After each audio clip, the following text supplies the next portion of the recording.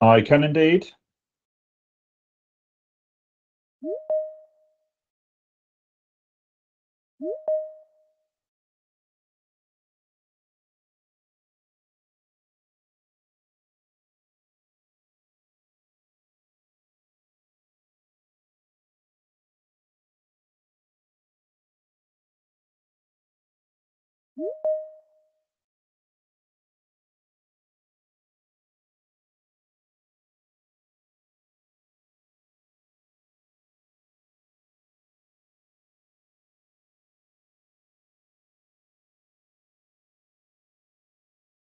Yes, I can, loud and clear.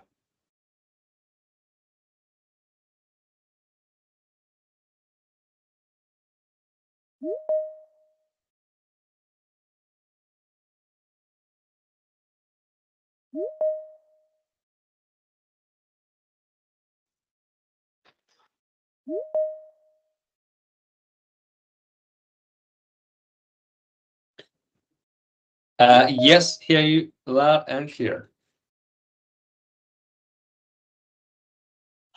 I can hear you, Anton.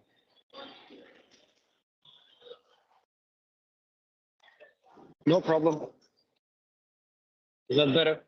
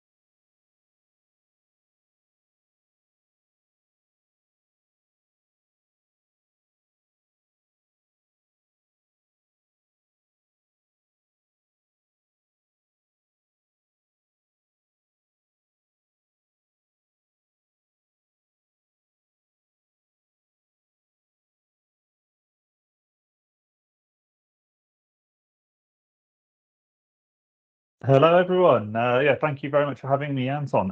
Yeah, so I'm John. I was at Money Hub for 8 years. I've recently left Money Hub, but yeah, in that 8 years, we took the team from 10 people in a fairly large kitchen, but it was 10 people in a kitchen with no clients and no revenue, but a really great kind of D2C app. We pivoted to B2B, and we took that from, as I say, 10 people in the kitchen up to 130 people working with some of the biggest firms in the UK, including Lloyds, HSBC, Nationwide, Vodafone. So we expanded the product set and took multiple products to market, targeting different areas of financial services, different use cases. And now, yeah, hundreds of thousands of people using the Money Hub technology to manage their finances better and to get fairer access to financial services. Thank you very much for that, Vishal. Hey, Anton. Hi, everyone. Anton, thanks for having me. Can you guys hear me?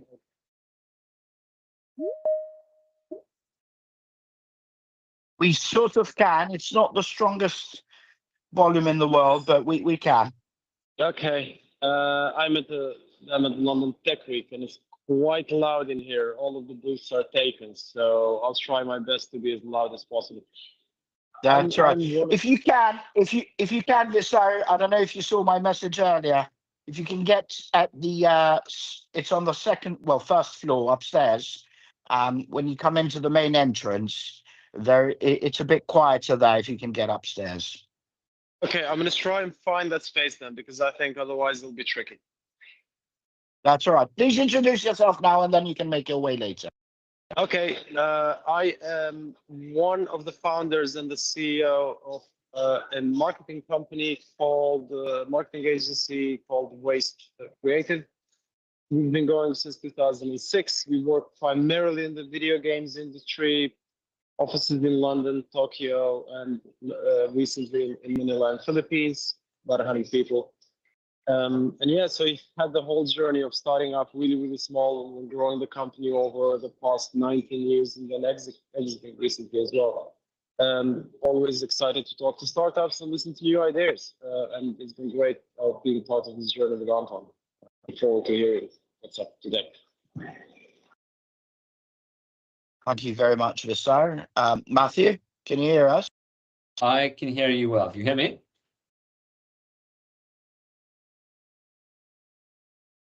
Yes, we can. Sorry, I'm trying to multitask, but it's not really my That's thing. okay. Go ahead. Hi, everyone, and thank you so much for having me along, Anton. My name is Matthew Delahaye. I'm the CEO and one of the founders of Employ. We are a talent acquisition SaaS platform selling software that helps mid-market and enterprise customers transform the way that they attract and convert job seekers and fill their jobs.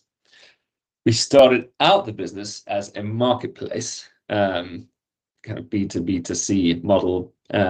So grew that, got eviscerated by the pandemic, pivoted to SaaS coming out the other side, raised some money, grew a go-to-market team, got that wrong, had to start again.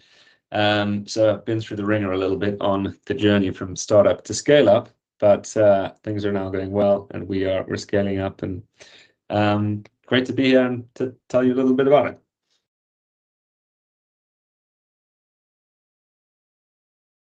Thank you very much, all three of you gentlemen. Nadine, are you able to talk now?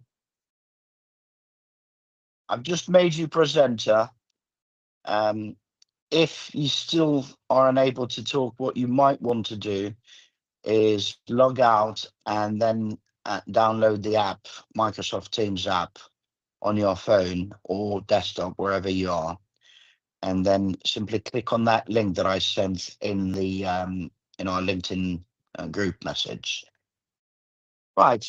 Hopefully Nadine will be able to get that sorted. In the meantime, what would you say are the main do's and don'ts when it comes to early stage growth, gentlemen? Perhaps we can start with John, and then Matthew. I'm assuming Visar is still finding a quieter space, and then we can go to Visar. But first, John, please, and then Matthew, and then Visar. Yeah, so a couple of do's and don'ts. I think with the do's, you are probably going to have fairly limited resources. Time is probably going to be one of the big limits to your resources. And I have always professed to be super focused, laser focus on what you want to achieve, and having a route to get there.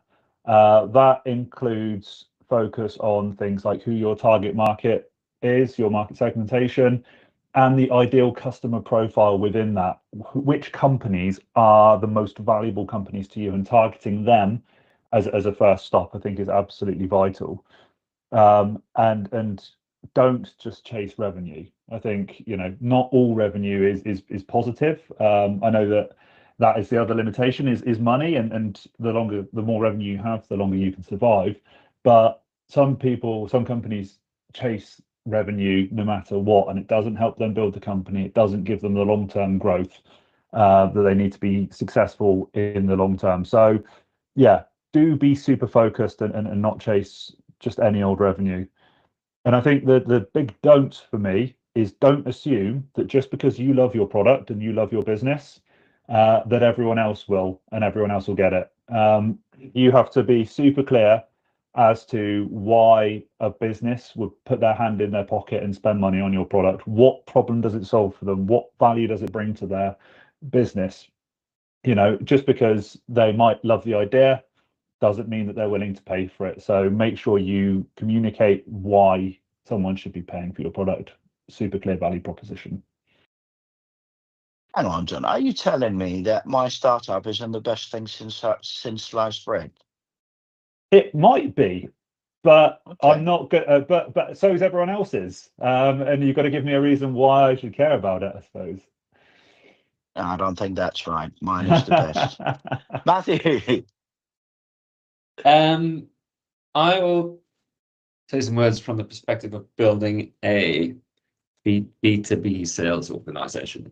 And I think I'd say a couple of things there. Firstly, don't run before you can walk. It's very, very important to lay out the foundations on which you will grow and hire people.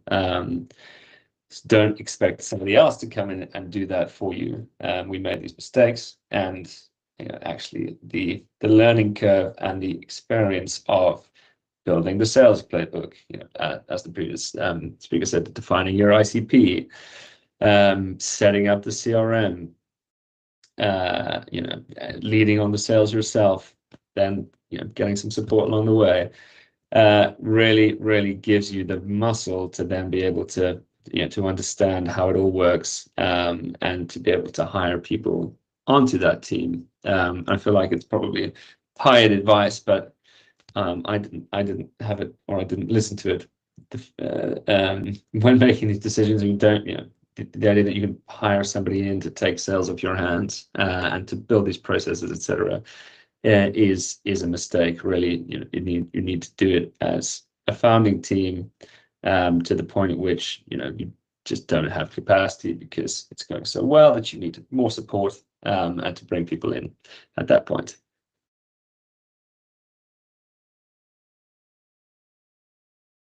Thank you very much for that, Matthew. Visara, can you talk? Yeah, Can you hear us, Visara? Is this better? That is much better. Well done. Okay. Yeah, great. So I think the guys have covered some really great fundamentals. So definitely do and don't all the stuff that the rest have said. And so I'm gonna take a slightly different spin just to add to that, I guess, to everything that's been said so far.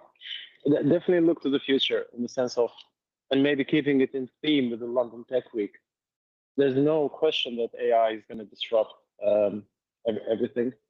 So I would sort of say that while the fundamentals are incredibly important, without that you're not going to build a sustainable business. Have a think about in 3 to 5 years' time, whatever you're building, how is that going to be impacted by AI?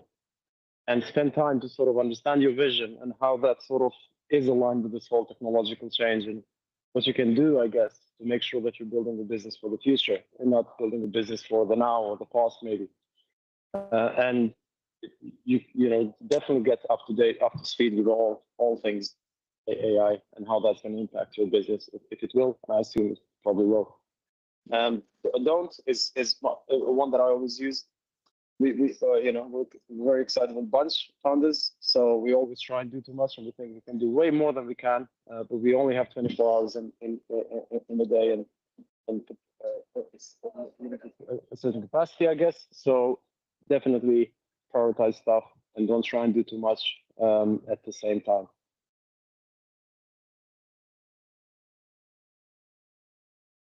Thank you very much to all three of you gentlemen. I think Nadine is having some trouble, so we'll just carry on. We've got a question in the chat, but just before I take that,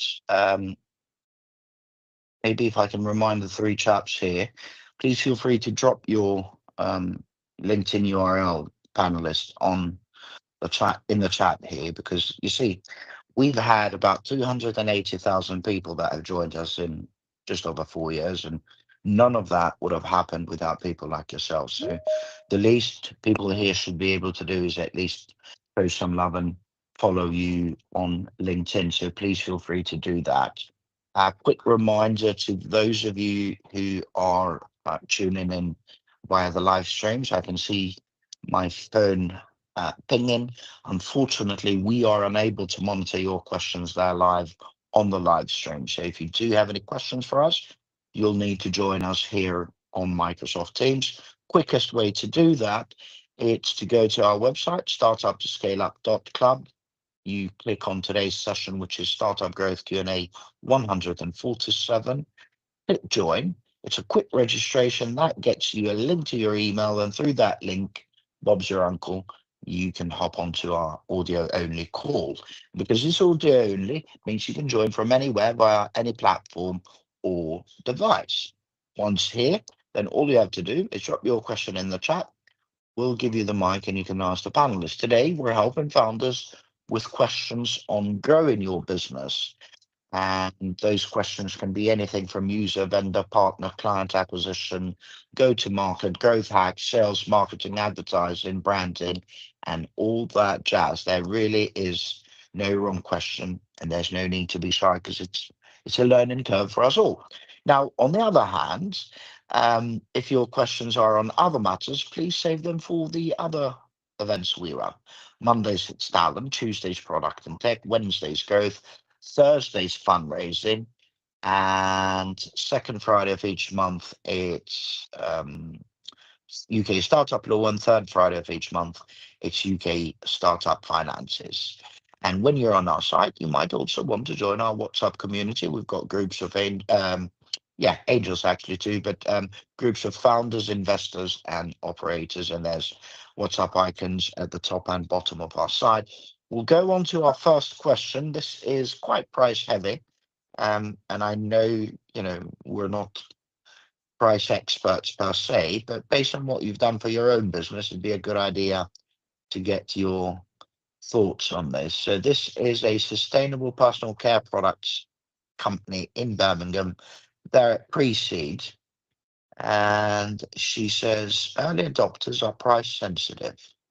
Our sustainable personal care range faces resistance from early adopters who perceive our products as expensive compared to mainstream brands.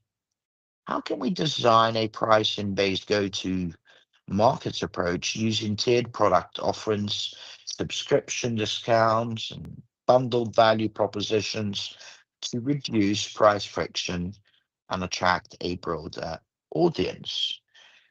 Let's start with Visar, then John, and then Matthew, please.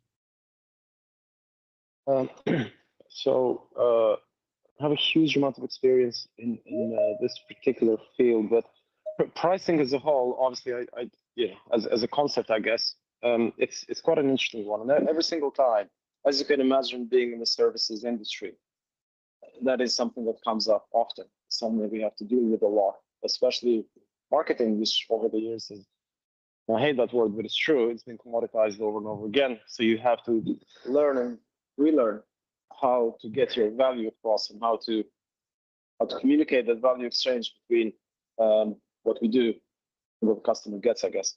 And I think that's where it comes down to. So look at the key word there is perceive. So the perception is that your potential customers see you as expensive. So I guess the main thing you can do there is kind of really understand or dig into the questions of what problem you're solving, the severity of it, what the competitive landscape looks like specific to that particular problem, what value do you bring to the table, and then how does the price sort of aligns with all of that. So you need to shift the conversation from the number to that value exchange and what you bring to the table, your USP, and whether you can actually justify that price. Maybe you are too expensive, but you need to sort of do that legwork and really understand your positioning. You really need to understand the area you're playing in and what you bring to the table that justifies a particular price point. Just as a very sort of broad observation, I guess. Thank you very much, Visar. John? Yeah, I mean that was the first point that jumped out at me. Absolutely, was that what's the perception of the value? And are you communicating that well enough? I think one of the brands that I've seen tackle this really, really well is a company called Surreal, who do high protein cereals, and they did a kind of range of adverts and posts that really called out, yes, our cereal is expensive, but this is why, and this is why actually it's good value for money. So I would highly recommend checking them out as how they've approached kind of that price dynamic, that price problem. But yeah, it's all about kind of communicating why your customers, why you're charging more and why it's good value for money. So really dig into that. The other kind of second part of the question was around the pricing kind of go-to-market approach, and I always try and steer clear of approaches where you're devaluing your own products. I really don't like, kind of using reducing price as a lever. But I do think that one of the points touched on there is a subscription discount. I think is potentially a great option because it builds a bit of a community. You can build a community around that, and also if you're getting recurring payments, if people are buying more products from you because they're subscribing, actually you can justify a slightly lower price point because the lifetime value of that customer is going to be higher overall. So again, thinking of examples like, Harry's kind of shaving subscriptions, they almost build a bit of a kind of a brand around the fact you subscribe to it. So maybe that could be an approach. But I would always steer clear of devaluing your product by reducing price too much, and always think about how you can demonstrate the value, communicate the value, and make it more of a community for people.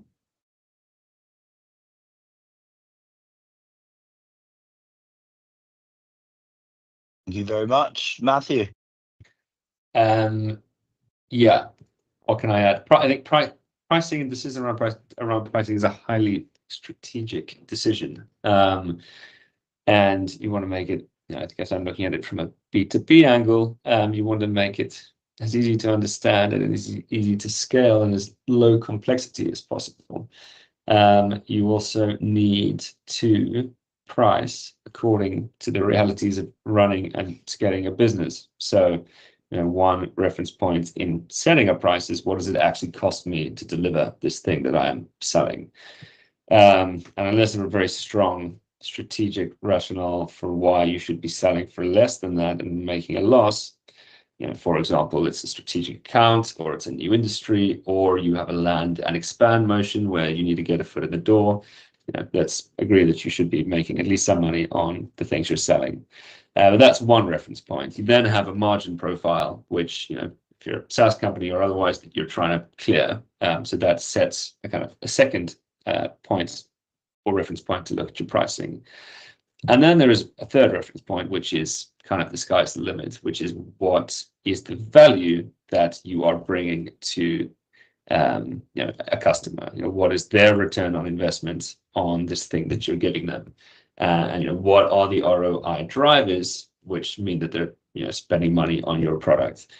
Is it an efficiency gain? Is it a revenue gain? Is it my headcount reduction? Is it a brand? Whatever those things are, make some effort to quantify them so that you understand how you are bringing value to these customers. And that is a fundamental part of your sales and marketing strategy. Is talking about that.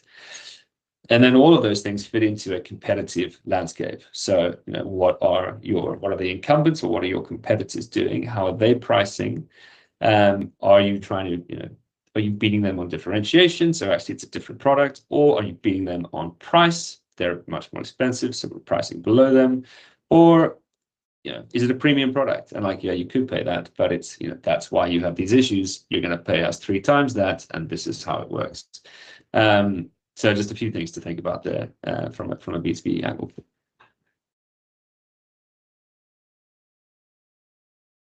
All right. Well, thank you very much, all three of you gentlemen. We'll now move on to the next question. I am just copying and pasting that here now. Right. So I'm going to read it out loud for those of you on the live streams, and the panelists can actually read it themselves if you'd like to in the chat. So, we're a pre-seed fintech startup in Belfast offering a savings app tailored for low-income households to help manage irregular incomes. Whilst our product addresses a critical need, traditional acquisition methods haven't delivered results, as our audience is skeptical of financial apps due to past data privacy concerns.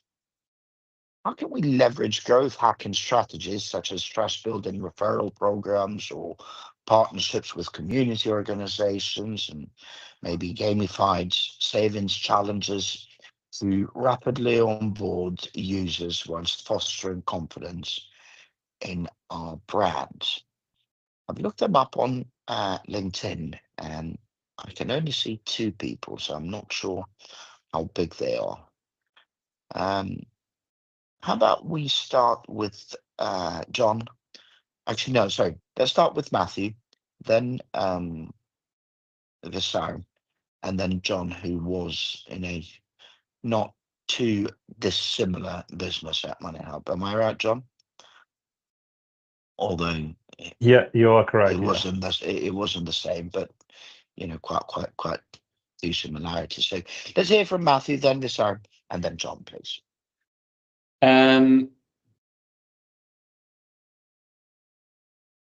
I think I think you put your finger on one of the things that you need to kickstart, which is trust. If part of the challenge is skepticism about financial apps and issues with data privacy, then what can you do to effectively ride on the trust that other organizations have with your target audiences? And you point to partnerships there, and I think partnerships is a smart way to do this, working with I don't know exactly, basically identify organizations or clubs or community groups that have a high concentration of the types of people who you would like to be your users, and then think about how you can activate those people to sign up with your product. That then addresses your cold start problem. You get some users, they start to talk about it. People realize that it's he's safe.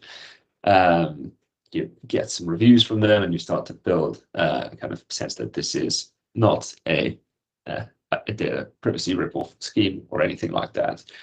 I guess in a slightly different market, Tinder kickstarted themselves, I'm pretty sure, by partnering with frat houses in America, frat and sorority houses at American universities, and sponsoring their parties.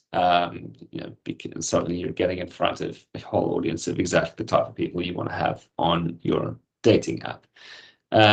So think about how you can work with others and leverage their existing audiences to kickstart your own user acquisition. Thank you very much. And Nadine, are you audible now? I'm here. Oh, thank God. Thank you very much for that. Okay, Visar and John, perhaps you can wait a little bit if that's okay, gentlemen. Nadine, please introduce yourself. And if you'd like to answer this question, you're more than welcome. If not, we can get to you on to the next question. Thank you, Anton. Apologies to everyone. I was having a terrible time with Teams. I am Nadine Campbell. I'm the founder of Ace Entrepreneurs. I am also a consultant by trade. So within my consultation, I look after marketing, everything to do with startups, scaling up your business. We look at everything to do with growing your business through marketing, business partnerships, and community, and also the other side of it. So once you become investment ready, we help you to connect with investors, get you investment ready, and hopefully get you funded. Really excited to be here. I don't want to jump the queue, so I'm very happy to do my answer last, but thank you, Anton. We'll answer the question, but I'll do it at the end. Thank you very much. It's up to you.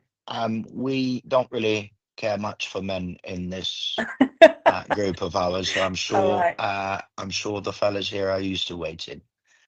Okay, if you insist. So great question, and I think the way that I would approach it is in the same way that you are trying to target the people here. So if you're looking for people with low income or irregular incomes, it's more than likely that they are somehow connected to the council. And local councils, I would say, is your first point of contact for this. So getting their buy-in means that everyone they speak to that's probably going in for job support, so whether they're on universal credit or another type of benefit, because of their income, they're more likely to build that trust with you if it's coming from a position of authority that they already go to. So, there was an example just now about the frat houses and that tying that in, that's kind of like grassroots. I would 100% go there first, because then you can talk to people that already are having conversations. So you can create visibility by going into the local council offices and actually sitting down and arranging appointments with those that you are 100% sure are on a low or irregular income. And from that, you can then take that out of the council environment into more one-to-one or one-to-many group settings. So yeah, go to where you already know those people are being connected and talked to around this topic, bolster your services onto those, and then grow with them. And once you get a name and your brand gets out there a bit further, then you can do more work on your own. So definitely start there, and we're interested to see how it goes. Thank you. Thank you, Nadine. Vistar, are you upset with me now? Absolutely, Anton, always. Good man. Go for it. Of course not. So yeah, it's an interesting one, right? Trust, right? So when it comes to sort of issues like trust, especially at an early stage company in the finance sector, the assumption that there is skepticism, or maybe the understanding that there is skepticism and lack of trust is probably right. What would be quite useful, I would say, is take a step back and really understand some of the nuances of that. So dig deeper into why people would mistrust a financial company, a new financial company. I think in a lot of cases, and I think the benefit here is that you're not a faceless company, you're a startup, which is good in a way, but equally that does carry some risk with that. Being a small company, being a startup in that space, is my money safe if I sort of put my savings in with you or not? So really get into the crux of why do people have like a lot of trust or fear to potentially sort of put their money with your firm. And then there's loads of examples of people or companies that have used some of the perceived threats from the customers and turned it into really great marketing material, or even turned it into opportunities, or turned it into something that they talked about openly. And I think this is one of the things that you can definitely do if you're a startup in the scene. Give it a face, give it a personal, human sort of face. Get out there, talk about it. Create content around it. Find out what some of those issues are, and then be really, really open about it to build that trust with the community. Would always be something that I would look to do. So taking a step back and really understanding what those issues with trust are in your potential customers would be a good starting point.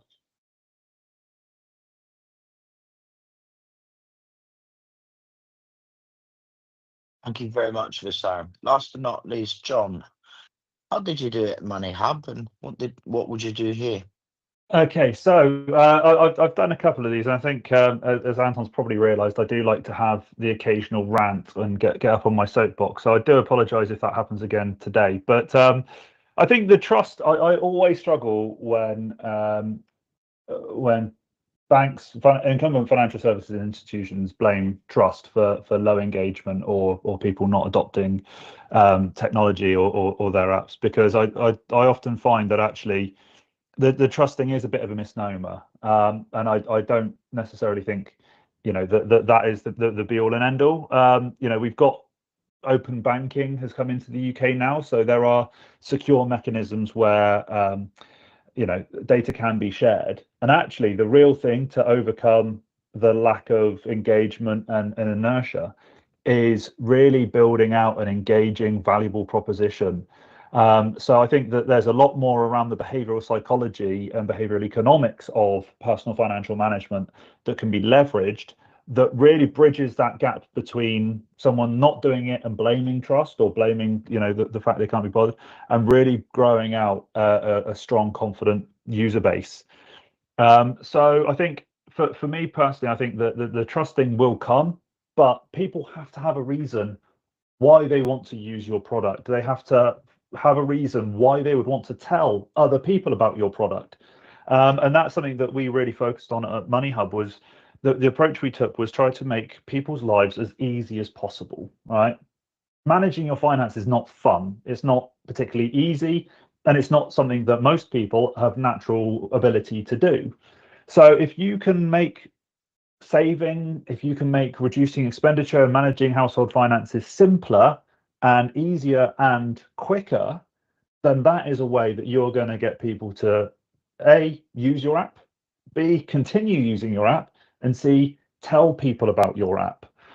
So I think that there's definitely a piece around, trying to make it as easy as possible for people. The gamification thing, I think, is a really powerful mechanism, but not kind of gamification for gamification's sake. So again, at Money Hub, we had triggers to draw people back into the app, reasons why someone would have an interest in their finances at any given point. A really powerful one for that is like a payday, right? Identifying that you've received your money, you've received your pension, you've received your benefits, whatever it might be. Money going into your account is a great trigger for people to go into the app and go and see their finances. And from there, you can then anchor journeys and experiences from that engagement point. So, we've noticed that you've spent a little bit less this month. Why don't you sweep that money into your savings account? And if you can automate those types of things and deliver some insights, deliver something useful to people, it makes it really super simple for them to understand what's going on, to build some confidence in their own financial management. And then when it comes to actually, speaking to their mate down the pub who's having similar problems, you're much more likely to get that referral point. So I think that there's definitely things that you can do within the app to drive really valuable experiences and to get people to kind of, recommend it to other people. And then you really quickly overcome that trust barrier, because the value for using the product massively outweighs the kind of hesitancy of, can I really do this? Is it really going to be useful? And breaks that inertia. I definitely think that the partnerships and the other things that have been mentioned are absolutely valuable. I think that there are a lot of finfluencers and people who have social media accounts that help people manage their finances. So I think partnerships with them, getting into the Reddit communities and the Reddit forums, I think is also a great way of doing it. There's a lot of people who are trying to help individuals manage their money. So if you can get them on board and then recommending your product, again, super valuable. Rant over. Thank you. Thank you very much, young sir. Right, Jim, we have 18 minutes to go, and only 18 minutes. There's quite a few of you here, and I thank you for that. There's way many more on the live streams, and whilst I do thank you for that, I'd be more thankful if you actually joined us here live on Microsoft Teams. It's very simple to do that. It's audio only, which means you can tune in from anywhere via any device or platform. Simply go to our website, startuptoscaleup.club. Look for today's session, which is Startup Growth Q&A 147. You click join. Quick registration gets you a link to your email. You jump on that link, and then you are here with us. Now, we are unable to monitor your questions live on those live streams. So if you do want to ask us anything, please do join us here on Microsoft Teams. And for those of you that are here, we're helping founders with whatever questions you may have on growing your business from zero to hopefully hero. Those questions today can be on anything to do with business growth, whether it's user, vendor, partner, client acquisition, growth hacks, go-to-market, sales, marketing, advertising, branding, and all that jazz. There literally are no wrong questions, and there's no need to be shy. It's a learning curve for us all. On the other hand, if your questions are not on growth, that's okay. You can save them for the other events we run. Mondays it's talent, Tuesdays product and tech, Wednesdays growth, Thursdays fundraising, second Friday of each month it's UK startup law, and third Friday of each month is UK startup finances. This week, however, we are doing all our 6 Q&As in 1 week because we're doing them in conjunction with London Tech Week. These are official London Tech Week fringe events. So on Friday, we will have 2 sessions. At 11 a.m. we'll have the legal Q&A, and at 2 p.m. we'll have the finances Q&A. Just bear that in mind. But you can RSVP and register to any of our sessions via the website. Remember, startuptoscaleup.club. And actually, when you're there, you might also want to join our WhatsApp community. We've got some good groups of founders, investors, and operators, and you can do that by clicking on the WhatsApp icon on our site. There's at least 2 icons, one at the top and one at the bottom of the site. And again, for those of you that are here, just drop your question in the chat. We'll then give you the mic and you can ask the team. We are, again, only going to be here for 15 minutes now, which means we may have time for 2 questions. So drop yours in ASAP, please. Now, without further ado, I think we can go on to the next one. This is a B2B SaaS for compliance tracking in London. They're preparing for Series A. The situation they are in is that competing in saturated compliance markets. I see. Okay, so right, they feel they're competing in saturated compliance markets. Okay, so the question she has is: in a crowded compliance software market, we're finding it difficult to acquire clients at scale. What advanced acquisition strategies, such as leveraging sector-specific case studies or AI-driven compliance audit previews, could differentiate us and secure contracts with larger firms in regulated industries? Maybe we can start with Visar, then John. No, sorry, Visar, then Matthew, then John, and then Nadine. So Visar, Matthew, John, and Nadine, please. Okay, so this is kind of relevant because we've been looking at something recently around this space, actually. So you kind of answered your own question a little bit there. There's not a huge amount of detail to go by here. So again, like it's going to have to be, I suppose, a high-level sort of answer to a very sort of broad question. But the crux of it is, or how yes, if they can't be bothered to be here to hear the answer, then don't worry about it, buddy. So shall I answer it? Yes, please. No. Yeah. I know. No, do answer it. But what I mean is, I keep repeating this almost every Q&A. Please join us here because we can give you better answers if we can ask you follow-up questions. If not, then we have to give you pretty much very kind of high-level answers, which you mentioned, basically. But take it away, please, sir. Yeah, fair enough.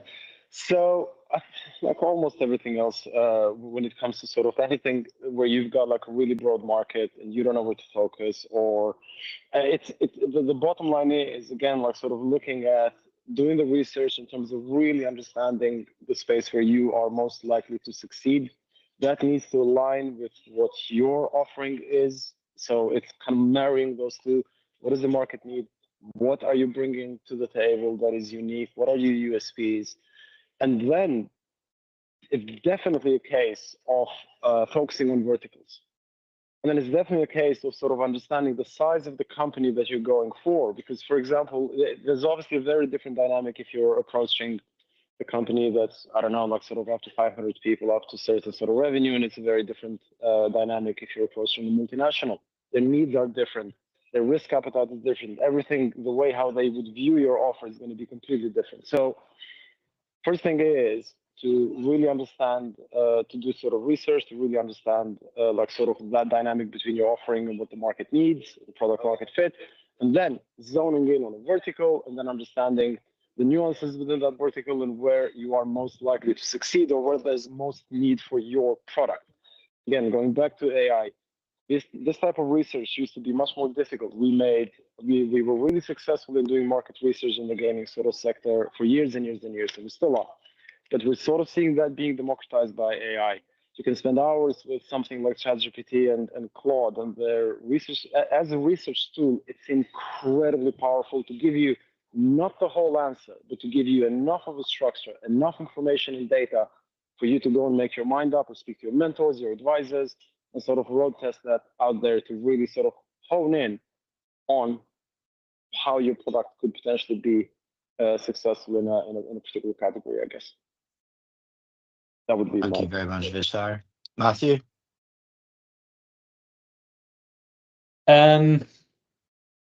Yeah, I'm not clear from the question what the differentiation is, so therefore it's hard to advise on how you talk about that. It feels like large regulated companies are not the easiest way in here, and I would find, where is the lowest hanging fruit, where you do have a noticeable edge, whether it's like, I don't know, time to value, or a certain feature of your product that is better suited to industries of a particular type.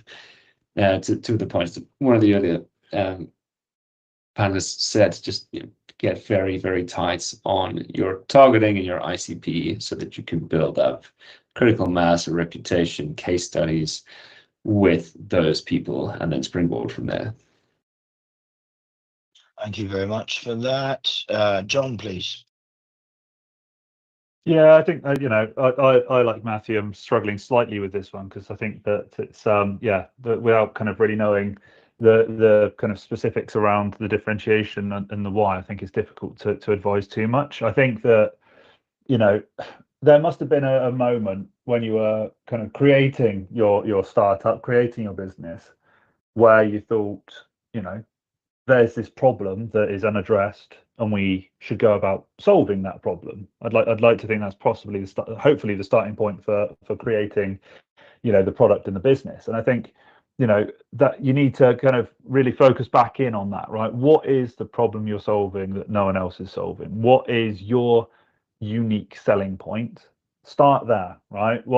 There's got to be a why in all of this, and then build out, as Matthew said, and as I said, like, build out that, right, okay, if this is the problem we're solving, who is having this problem, right? Who is this problem most acute for? Right, okay, let's target them. Let's build out the messaging to solve that problem for this group of people, or this specific kind of market segment, and again, building out the ideal customer profile.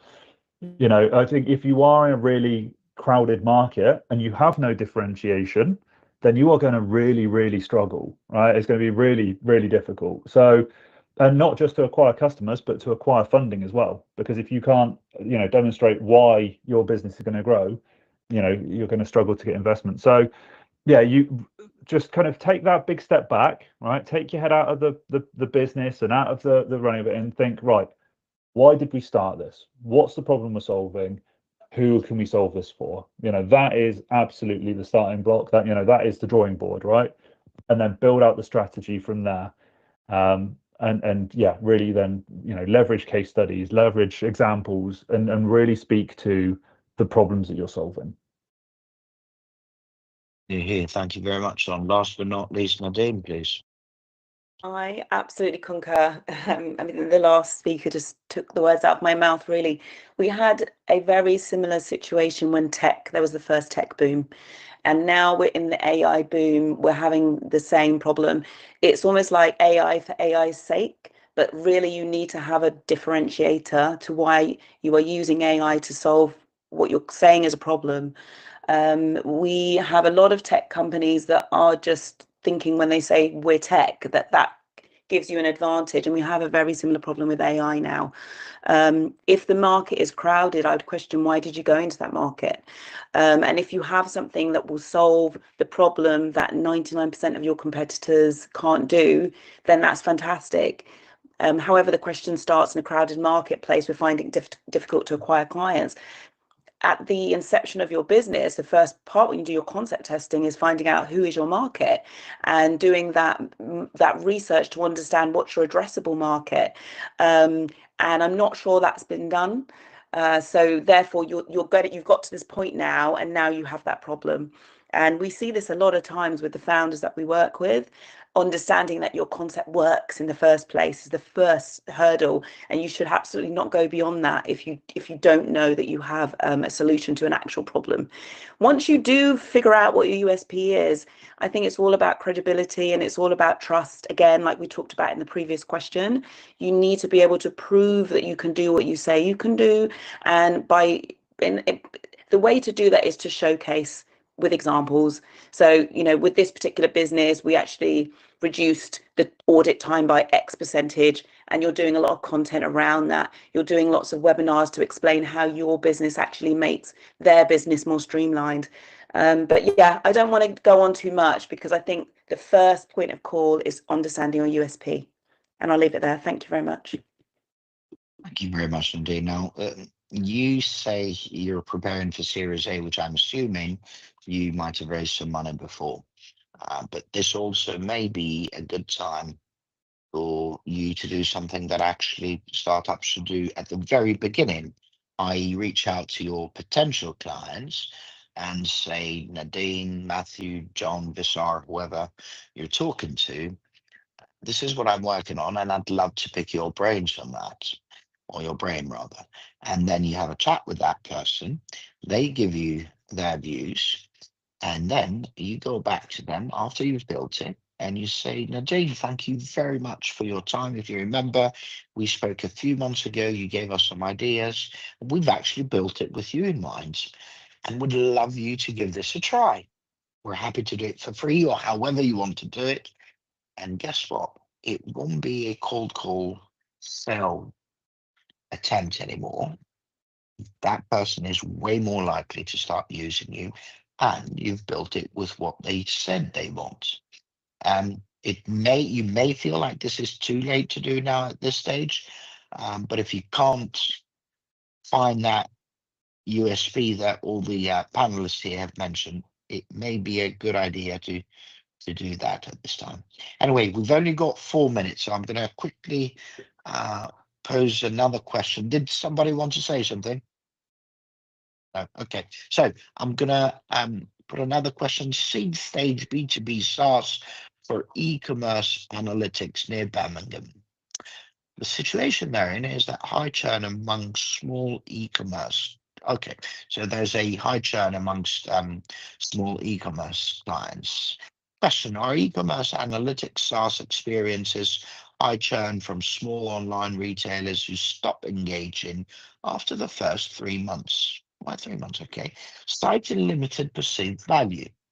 How can we implement a retention strategy that includes proactive usage monitoring with automated tips, personalized insights, demonstrating revenue, growth opportunities, and quarterly one-on-one consultations to ensure long-term client success and deepen engagement? We'll get them to pay for 6 months instead of 3 months. All right, let's hear the panelists. So let's hear it from Matthew, Visar, Nadine, and then John, please. Action, retention strategy. I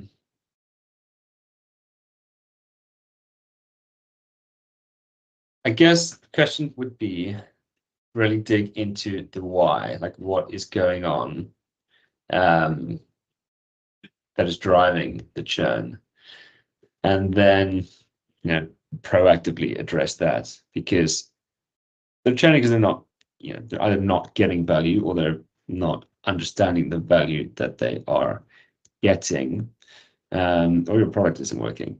So figure out exactly why, figure out what it is they, what are they evaluating your product against, to reach the point that they decide they're going to leave it.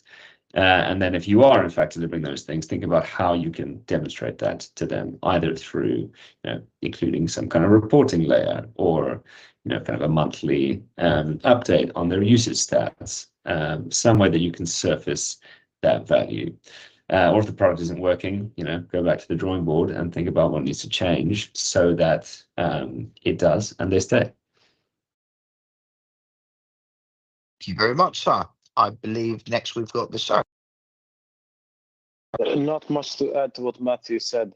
I'm not, the question doesn't list the why, which is fundamental to this particular question. Understand why they're leaving. What is it? Price? Is it value? Is it user experience? Is it, I don't know, it could be anything. Because everything listed in there in terms of what they would like to do is very tactical. But that's like trying to throw a bunch of stuff at the wall and see what sticks. So, in order to give an answer, we'd need to know the reason as to why and they need to know the reason as to why people are leaving, and then be much more strategic in terms of what kind of tactics or things you can deploy to sort of change that. Thank you very much. Actually, one of the things that it's done the least amongst businesses is what I would call customer exit interviews. Nadine, what are your thoughts here? I agree with the previous two speakers. I think definitely the first thing is to fix that perceived value gap. And if it means you need to be bespoke in the way that you work with your clients initially, and that will mean that your process will be a little bit more manual, so that you can understand what each company's perception is of success. And then you can map their progress to that success, which means that they will identify value in what you're doing. It will also give you really good information about different types of companies and what they are looking for if that hasn't been done already. It's always really good to redo your research once you're live. So you'll do a level of research before you go live, and then once you go live, you will continue to do that. Therefore, what you're able to do on those regular bases is say to them, actually, you've achieved this, and now you've achieved this. And it's those mini milestones that will keep them engaged beyond the 3-month cycle. And by bringing them on board as you create your business and actually change it slightly due to the reviews that you get from the clients that you have, now you're able to build a better business, which means they'll stay beyond that. They'll feel part of your journey, and then therefore more likely to stay with you. That might mean that you need to give them a few more bits of content or a few more services so that they're able to keep helping you with that validation loop. But what will happen is they'll stay with you for longer. So I would go a bit more manual, a bit more bespoke, understand what they perceive as success, map that, and then encourage them to stay beyond the 3 months. Thank you very much, Nadine. Last but not least, John, please. And the others, get ready for your parting words if you've got time. Yeah, I think that there's been a number of great answers there, but I think the fundamental problem with this question is you're asking the wrong people. You want to be asking the people who are churning, right? And as Anton said, those exit interviews, actually reaching out to some of the people who aren't renewing after those 3 months and asking them why they haven't and why they're perceiving limited value, and then what they would find valuable to be delivered from. If it is a case that actually your platform does do the stuff that they're looking for, but it's hidden, it's inaccessible, it's not front and center, and they're perceiving that it doesn't have those capabilities, then look at the UX, and or implement a customer success strategy, and have a customer success framework where you can actually help people make the most of your platform. But the big kind of point here is that we're not the people who have the knowledge as to why your customers are churning. You need to understand that first, and then you can set about fixing it with one of the suggestions you've made. But yeah, it is very much a list of tactical solutions there. Understand the problem. Thank you very much, John. Thank you to all 4 of you. Huge thanks to everyone that tuned in, especially those of you that were here on Microsoft Teams, but also the others. I'm obviously very grateful to our amazing panel who took time to help us for free today. So once we're 3 minutes over the line, maybe some parting words. Let's start with the lady of the house, then Visar, then John, then Matthew, please. Thank you. Thank you. First of all, thank you, Anton, for hosting this. I know you take a lot of time out of your day to help hundreds of thousands of entrepreneurs, and so we all thank you for your time that you do that. And I think my parting words will have something to do with that. There are a number of entrepreneurs, brands, and experts in their fields that give up time to help entrepreneurs, and we do it because we want to. And so I would definitely dive into some of those channels and see if you can get some of your burning questions answered. Don't be afraid to come on stage. This is your moment. You probably won't get the chance to speak to the types of people that are coming in these type of groups all the time. So when you do get it, jump on it. And even if you feel like you know all the answers, ask a question anyway, because you'll get more perspectives, which will help your business grow. Good luck. Don't burn out. Look after yourself. And thank you very much for having me. Thank you very much, Nadine. I'm just a noisy so-and-so who annoys people like yourselves and the other panelists here to come and provide value, but I'm grateful for your kind words. I think we had either Visar or John and then Matthew, either of you fellas.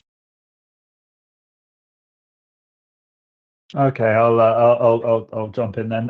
Yeah, I think to build on Nadine's point, I think that thank you, Anton, firstly, but yeah, there's a group of a fairly large group of people who do this just because we love helping people, and I've really enjoyed helping some startups with their go-to-market strategies and understanding what they can do to really grow and scale their business. And a lot of the times I do it just because I'm a massive geek. So take advantage of those people, ask questions, and most of the time most people are happy to help just because that's what we enjoy doing. So yeah, please leverage other people's experiences, but also take the time every now and again to stop and smell the roses and just think about how far you have come and how getting your business to this point has been a massive achievement, because it's no small feat. And stay focused, stay lean, and always keep a North Star in mind. Why are you doing this? What problem are you solving? And make sure you always, every decision you make comes back to that. What problem are we solving? How can we build a business to solve those problems for people? But yeah, thank you ever so much, everyone, and enjoy the rest of London Tech Week. Thank you very much, John. Visar? Yes, great answers there. So not a huge amount to add to that. I mean, I guess a big one would be learn to be uncomfortable. That's always a favorite thing that I quite like to talk about. That learn to be uncomfortable. It's uncomfortable to ask people for their time, for their support, for their money if they're investing in you. It's uncomfortable to call clients. All of these things are quite uncomfortable for a lot of people. The reality is that in order to succeed, you're going to be uncomfortable for a lot of the times and really learn how to sort of thrive in that kind of environment. And yeah, just really spend time with yourself to sort of understand your vision, why you're doing this, like the guys previously said, and just enjoy the ride and don't be too hard on yourself if things don't go exactly to plan, which 50% of the time probably won't. So. And here, thank you very much, Visar. And last but not least, Matthew, please. Great comments from everyone, and I'll echo the thank you to you, Anton, for having us along and for creating this space for us to connect and to share our ideas. I would add, particularly when it comes to growth, adopt an experimental mindset. Failure is not fatal. It's an opportunity to learn something and to adjust and refine whatever you do next. So when you try something that doesn't work out, it's one more thing off the list of things that could be the outcome, but that one turns out not to be. So fail forwards, and there are a few things more challenging but or exhilarating than figuring out how to grow a business. So enjoy the ride. Here, thank you very much. Huge thanks again to everybody. I will get back to London Tech Week, hopefully, if not earlier, by 3 p.m. So whoever's there, please feel free to say hi. Now, a quick reminder, we run 6 regular events helping founders go from startup to scale up with brilliant panelists like the ones that we're here today. These are all people who've been there and done it for themselves and or for other people. Those sessions are Mondays talent, Tuesdays product and tech, Wednesdays growth, Thursdays fundraising, second Friday of each month it's UK startup law, and third Friday of each month it's UK startup finances. They're all from 12 to 1 p.m. UK time. You can RSVP and register to any of them via our site, startuptoscaleup.club. And actually, when you're there, you may also want to join our WhatsApp community. We've got groups of founders, investors, and operators, and there's WhatsApp icons at the top and bottom of our site. Tomorrow, we've got an amazing panel of investors and fundraising experts. That is at 12 p.m. So please feel free to join that too. Otherwise, have a great afternoon and God bless you all. Bye-bye for now.